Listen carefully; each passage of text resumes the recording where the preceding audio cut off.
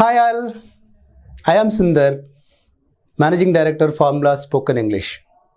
So thanks for your support, thanks for watching the last 3 videos and I got tremendous response. Some of you have called me, some of you have commented. ఈ వీడియోలో కూడా మనం ఇంకా బాగా ఎలా చేయొచ్చు and next step ఏంటి, conversations ఎలా చేయొచ్చు, అలాగే క్వశ్చన్స్ ఆన్సర్స్ ఎలా చేయొచ్చు, నిత్య జీవితంలో ఇంకెక్కడ మనం మిస్ అవుతుందో చూద్దాం. ముందు వీడియోస్ పూర్తిగా చూసి చెప్పినట్టు వర్క్ చేసి ఉన్న వాళ్ళకి ఖచ్చితంగా ఉపయోగపడి ఉంటుంది. ఈ వీడియో కూడా అలానే ఉంటుంది. ఇక్కడ ఒకసారి బోర్డు వైపు చూద్దాం. ఐ ప్లేయింగ్ గేమ్ అని ఉంది. ఒకసారి చూడండి, ఐ ప్లేయింగ్ గేమ్, దీని అర్థం ఏంటో చెప్పగలరా? నేను గేమ్ ఆడుతున్నాను, అంతేనా? షీ రైటింగ్ ఎగ్జామ్, ఆమె ఎగ్జామ్ రాస్తూ ఉంది. కానీ ఇక్కడ ఏదో లోపం అనిపించట్లేదు మీకు? ఏదో మిస్ అవుతుంది కదా. ప్లేయింగ్ అంటే తెలుసు, రైటింగ్ అంటే తెలుసు, కానీ ఏదో మిస్ అవుతుంది అక్కడ. ఐ ప్లేయింగ్ గేమ్ అనేది స్పష్టంగా రావట్లేదు, ఏదో మిస్ అవుతుంది. కరెక్టే, చూద్దాం. అదేంటంటే వర్బ్కి ఎప్పుడైతే మనము ఇక్కడ ఉంది కదా వర్బ్, ప్రజెంట్ ఫామ్ ఆఫ్ వర్బ్కి ఇంగ్ ఫామ్ యాడ్ చేస్తే దాన్ని V4 అంటాం మనం. అంటే వర్బ్కి ఇంగ్ ఫామ్ యాడ్ చేసినప్పుడు అది పని జరుగుతూ ఉందని చెబుతుంది, కానీ ఏం చెప్పలేకపోతుంది? టైం చెప్పలేకపోతుంది. ఐ ప్లేయింగ్ అన్నా, నేను ఆడుతూ ఉన్నాను. ఇప్పుడు ఆడుతూ ఉన్నానా, నిన్న ఆడుతూ ఉన్నానా, లేదా భవిష్యత్తులో ఆ పని చేస్తూ ఉంటానా చెప్పలేకపోతుంది. ఒక పనిని తెలియచేయడానికి జరుగుతూ ఉంది అని చెప్పడం కోసం మనము కంటిన్యూస్గా జరుగుతుందని చెప్పడం కోసము వర్బ్ ఇంగ్ ఫామ్ తీసుకుంటాము, కానీ అది టైం చెప్పలేకపోతుంది. ఎప్పుడైతే వర్బ్ ఇంగ్ ఫామ్ పెడుతున్నానో అది టైం చెప్పలేకపోతుంది. టైం చెప్పడం కోసం ఖచ్చితంగా మనం బీ ఫామ్ వాడతాము. ఇక్కడ అందుకే ఫామ్లో ఇచ్చాను. ఇక్కడ సబ్జెక్ట్ తీసుకుంటున్నాను, బీ ఫామ్ తీసుకుంటున్నాను, అలాగే V4 అంటే వర్బ్కి ఇంగ్ ఫామ్ పెడుతున్నాను. వర్బ్కి ఇంగ్ ఫామ్ పెట్టినప్పుడు పని జరుగుతూ ఉందని చెబుతుంది, టైం చెప్పలేకపోతుంది. టైం చెప్పడానికి ఖచ్చితంగా బీ ఫామ్ కావాలను. సో బీ ఫామ్స్ అంటే ఏమన్నా ఇక్కడ ఇచ్చాను మనకి. ప్రజెంట్లో ఈజామార్ ఉంది, పాస్ట్లో వాజ్ వర్ ఉంది, ఫ్యూచర్లో విల్ బీ షెల్ బీ ఉంది. మళ్ళొకసారి కంటిన్యూస్ టెన్సెస్ అంటే జరుగుతూ ఉంది అని చెప్పడానికి చెప్తాము. జరుగుతూ ఉందని చెప్పడానికి వర్బ్ ఇంగ్ ఫామ్ తీసుకుంటాము. వర్బ్ ఇంగ్ ఫామ్ తీసుకున్నప్పుడు అది జరుగుతుంది అని చెప్తుంది, కానీ టైం చెప్పలేకపోతుంది. టైం చెప్పడం కోసం బీ ఫామ్ తీసుకుంటాము.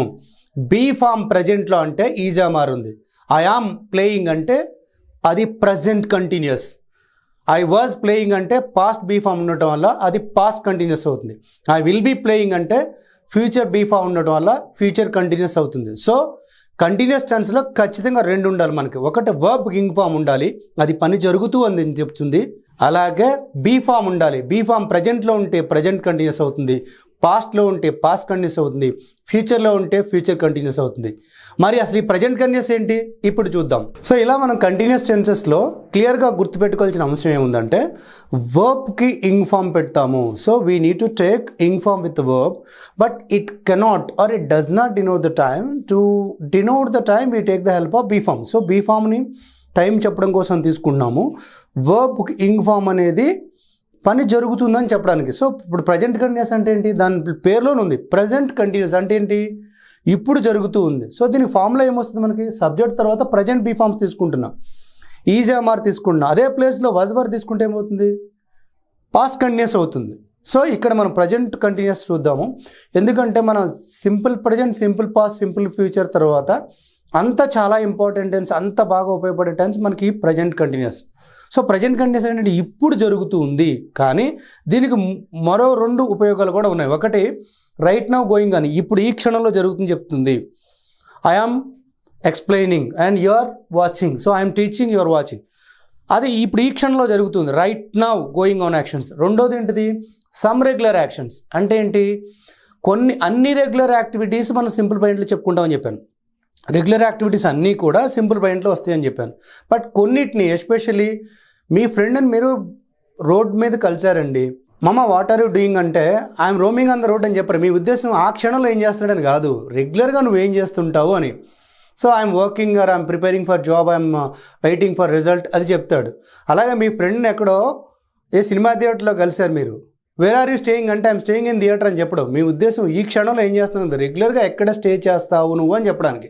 సో అప్పుడు ఆయన థియేటర్లో మీకు కనపడ్డప్పటికి ఏం చెప్తున్నారు మీరు? And he says I'm staying at so and so place. So do అనేది స్టే అనేది రెండింటిని కూడా ప్రజెంట్ కంటిన్యూస్లో అడగవచ్చు, సింపుల్ ప్రజెంట్లో కూడా అడగవచ్చు. వాట్ డూ యూ డూ అంటే మీరు రెగ్యులర్గా ఏం చేస్తారు. What are you doing? Yeah I'm working as a trainer. అలాగే where do you stay? I stay at Banjara Hills. Where are you staying? I'm staying in Jubilee Hills. So ఈ రెండింటికి మనం present కంటిన్యూస్లో కూడా వాడచ్చు. ఇంకా మూడవది ఏంటి? నియర్ ఫ్యూచర్, ఫ్యూచర్లో జరగబోయేది, already fixed programmes. So tomorrow I'm again coming to shooting అంటే టుమారో ఐ విల్ కమ్ అనొచ్చు.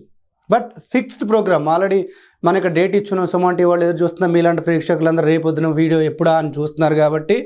సో నేను ఆల్రెడీ ఫిక్స్ అయి ఉన్నాను కాబట్టి I'm coming tomorrow, actually I will come tomorrow అనొచ్చు. But I'm coming tomorrow, there is no grammatically wrong చెప్పొచ్చు. మనం పేపర్లో చూస్తాం కదండి, Modi is coming to AP or Telangana అంటే ఏంటి? ఆల్రెడీ పిఎంఓ నుంచి రిలీజ్ చేశారు, ప్రెస్ రిలీజ్ చేశారు, రేపటి ఆయన వస్తున్నాడు అని చెప్పడానికి. మీరు ఎందుకు సినిమా పోస్టర్ చూడండి, ఏముంటుంది దాని మీద? ఇట్ విల్ కమ్ సూన్ అని ఉండదు, కమింగ్ సూన్ అంటే సినిమా రిలీజ్ చేయడానికి డిసైడ్ అయిపోయారు కాబట్టి coming soon, it will come soon అని ఉండదు. సో 3 సందర్భాల్లో మనం ప్రజెంట్ కంటిన్యూస్ వాడతాం. ఏంటది? Right now going on action, some regular actions, near future fixed programmes. అందుకే ఈ టెన్స్ని ఏమంటారంటే లే మ్యాన్ టెన్స్. లే మ్యాన్ అంటే ఏంటి? Who doesn't have much education. Education మచ్గా అంటే ఎక్కువగా లేని వాళ్ళు కూడా వాడచ్చు. అంటే ఏ టెన్స్ రాదనుకోండి, అన్నీ కలిపి ప్రశాంతంగా ఈ టెన్స్ వాడేయచ్చు కొంతమంది.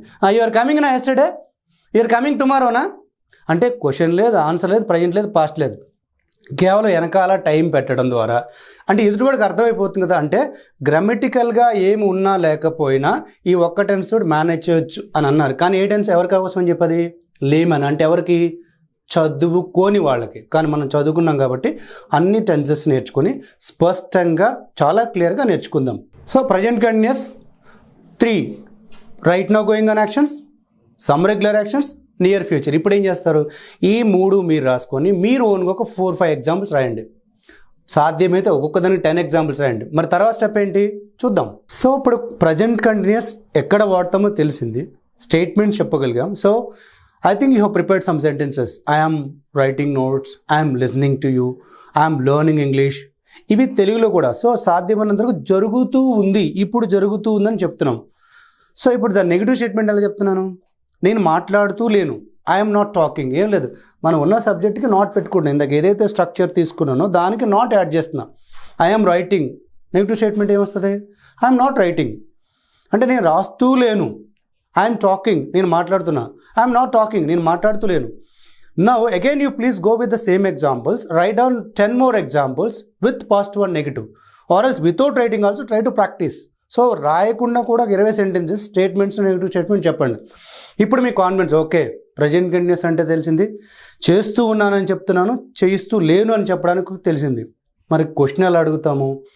మనం ముందు వీడియోలో చెప్పుకున్నట్లుగానే క్వశ్చన్స్ దగ్గరకు వచ్చేసరికి అందరం చేసేది ఏంటంటే స్టేట్మెంట్నే క్వశ్చన్గా, అంటే వాడు ఊపుని బట్టి క్వశ్చన్, యూ కేమ్ నా, యూఆర్ కమింగ్ నా, అది కాదు. Are you coming, be form ఖచ్చితంగా ముందుకు రావాలి. ఇక్కడ చూడండి, ఈజ్, ఆర్, ఈజ్ అంటే ముందే వస్తుంది మనకి. ఈ she cooking, she is cooking నా అనొద్దు, చెప్పాను. నా వాడకూడదు. ఒకటి, సబ్జెక్ట్తో స్టార్ట్ చేస్తే ఎప్పటికీ క్వశ్చన్ కాదు, ఖచ్చితంగా బీ ఫామ్తో ఇక్కడ మనం స్టార్ట్ చేసుకున్నాం. ఈ షీ వెయిటింగ్ ఫర్ యూ, ఆమె నీకోసం ఎదురు చూస్తూ ఉందా. ఈ షీ కుకింగ్, ఆమె వంట చేస్తుందా. ఆర్ యూ వర్కింగ్, నువ్వు పని చేస్తూ ఉన్నావా. ఆర్ దే ప్లేయింగ్, వాళ్ళు ఆడుతూ ఉన్నారా. ఈజ్ షీ రీడింగ్, ఆమె చదువుతూ ఉందా. అంటే ఇప్పుడు జరుగుతూ ఉందా అని క్వశ్చన్ చేస్తున్నాం. ఈ ఫార్మాట్లో ఒక 10-15 క్వశ్చన్స్ ప్రాక్టీస్ చేసిన తర్వాత మనం ఏమనుకుంటున్నాం, కాన్వర్సేషన్స్ కదా. మనం ఇంగ్లీష్ నేర్చుకోవడం ఏంటి, తెలుగు బ్యాక్గ్రౌండ్ నుంచి వచ్చినప్పటికీ ఇంగ్లీష్లో ఎలా మాట్లాడుతున్నాము, భయపడుతున్నాము, అది పోయి తెలుగులో మాట్లాడుతున్నంత స్పీడ్గా ఇంగ్లీష్ మాట్లాడాలంటే కాన్వర్సేషన్స్ రావాలి. సో ఇప్పుడు ఏం చేస్తున్నాం, మళ్ళీ again, when is she cooking, ఆమె ఎప్పుడు వండుతుంది. She is cooking now. Where is she cooking, she is cooking in the kitchen. Why is she cooking, she is cooking to eat. How is she cooking, she is cooking very nicely. How long is she cooking, she is cooking for 1 hour or 2 hours. With whom is she cooking, she is cooking alone. ఇప్పుడు అర్థమైంది కదా. So ఈ question words తోటి ఇలాంటి sets మీరు ముందు ఏదైతే questions prepare చేసుకున్నారో ఈ 6 క్వశ్చన్ వర్డ్స్ని యాడ్ చేస్తూ క్వశ్చన్స్ అడుగుతూ ఆన్సర్స్ కూడా ట్రై చేయండి. అర్థం కాకపోతే మళ్ళీ వెనక్కి వెళ్ళి చూడండి వీడియో, అంతేగాని కన్ఫ్యూజ్ అవ్వకండి. సో ఇలా ఎప్పుడైతే మీరు 10+ సెట్స్ ప్రాక్టీస్ చేస్తారో ఓకే, మీకు అవగాహన వస్తుంది, ఇలా చేయొచ్చు, క్వశ్చన్ ఇలాగా, ఆన్సర్ ఇలాగా తెలుస్తుంది. నెక్స్ట్ నెగిటివ్ క్వశ్చన్స్ మీరు చేస్తూ లేరా. నెగిటివ్ క్వశ్చన్స్ గురించి తక్కువ ఎక్స్ప్లెనేషన్ ఎందుకు ఇస్తున్నాను అంటే చాలా తక్కువ టైం ఆడతాం కాబట్టి, మనం వాడే తక్కువ కాబట్టి. So are you not working in Tata, మీరు టాటాలో పని చేయట్లేదా? Are you not waiting for me, is she not working well, ఆమె సరిగా పని చేయడం లేదా? సో జరుగుతూ ఉందా అంటాకి ఈజ్తో స్టార్ట్ చేసినట్టే ఇక్కడ కూడా బీ ఫామ్ ముందు పెడతాం. ఎక్స్ట్రాగా ఏం తీసుకుంటున్నాం? నాట్ తీసుకుంటున్నాం. So statements I am working, negative statement I am not working. Question are you working, again question word question why are you working, I'm working for money. And are you not working, మీరు పని చేయట్లేదా? అక్కడ మీరు negative question negative ఆన్సరే చెప్పాలని లేదు, మీకు ఒక format కోసం చెప్తున్నాను అంతే. ఆర్ యూ నాట్ వర్కింగ్ అంటే ఎస్ ఐఎమ్ వర్కింగ్ అని కూడా చెప్పొచ్చు. అలాగే ఆర్ యూ వర్కింగ్ అంటే నో ఐఎమ్ నాట్ వర్కింగ్ అని కూడా చెప్పొచ్చు. బట్ మనకు ఒక ఆర్డర్ కోసం చెప్తున్నాను అంతే. సో స్టేట్మెంట్స్ తెలిసింది, ఎక్కడ వాడతారో తెలిసింది, కాన్వర్సేషన్ ఎలా చేయాలో తెలిసింది, నెగిటివ్ స్టేట్మెంట్ నెగిటివ్ క్వశ్చన్స్ కూడా తెలిసింది. ప్రాక్టీస్ చేయండి, ఖచ్చితంగా వస్తుంది. డౌట్స్ ఉంటే కామెంట్స్ పెట్టండి. నెక్స్ట్ వీడియో కోసం ఎదురు చూడండి. మీ కమిట్మెంట్ నచ్చుతుంది, మీరు ప్రాక్టీస్ చేస్తున్నారు, చాలా బాగా ప్రాక్టీస్ చేస్తున్నారు. Remember me, after few days you are going to speak English the way I speak. నేను ఎలా మాట్లాడుతున్నాను మీరు అలా మాట్లాడతారు. Don't stop your energy and practice and we'll get success within a few days. So wait for the next video. Thank you.